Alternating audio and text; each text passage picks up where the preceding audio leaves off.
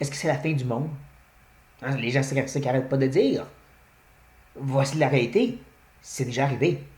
Et c'est en train d'arriver. Et ça va arriver. On ne doit pas oublier. Quand Jésus est ressuscité, c'était les derniers jours qui ont commencé. Que Paul le voyait avec anticipation que c'était maintenant de son vivant. Il voyait vraiment le retour de Christ comme imminent. Il voyait toutes les réalités de son temps, lui. Oui, mais Martin, les signes, les guerres et les bruits de guerre, les royaumes contre les autres, les cataclysmes. Il y a deux choses qu'on oublie dans ça. La première, c'est que quand tu regardes l'histoire, tu réalises qu'il y a eu des grosses guerres. Des royaumes contre d'autres royaumes à travers le monde, et ça bien avant la Première Guerre mondiale.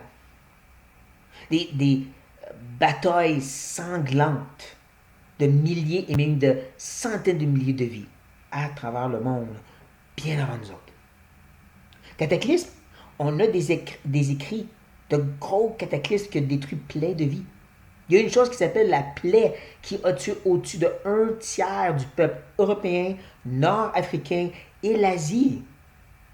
Et ça fait 500 ans de ça. Il y a déjà eu une pandémie.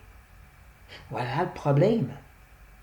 La deuxième chose qu'il ne faut pas oublier, c'est que la Bible, quand elle nous parle de cette réalité que oui, ça peut être n'importe quand, nous dit jamais, il faut que tu changes la façon que tu vis.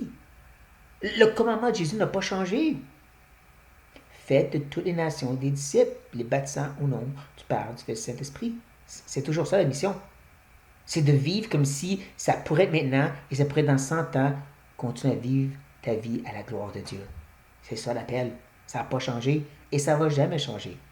Le problème, c'est que les gens qui se concentrent trop sur les détails et essaient de trouver des signes oublient qu'ils doivent vivre à la gloire de Dieu maintenant.